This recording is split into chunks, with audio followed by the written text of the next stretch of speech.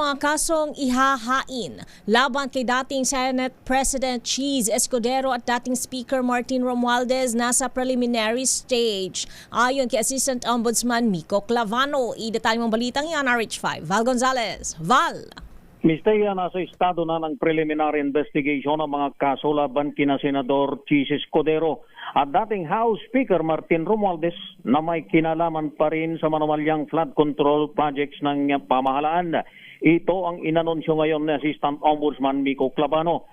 Ito ay karagdagan sa una nang ipinahayag ni Ombudsman Jesus Crespin Remulla na kasong plunder ang posibleng isampa laban kay Escudero habang aligasyong money laundering naman laban kay dating speaker.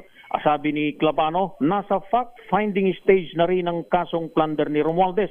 Sinabi pa ng Assistant Ombudsman na pinasasagot na ng anti-graft body si Escudero laban dun sa mga aligasyon sa kanya. Magugunitang lumabas ang pangalan ni Escudero at Romualdez sa mga investigasyong isinagawa ng iba't ibang investigating body patungkol sa flood control project. Noong November 2025, pinangalanan ni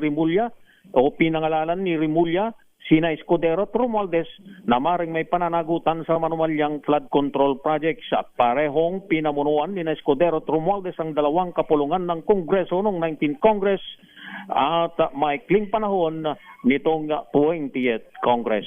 Ako si Val Gonzalez, DZRH, una sa Pilipinas, una sa Pilipino.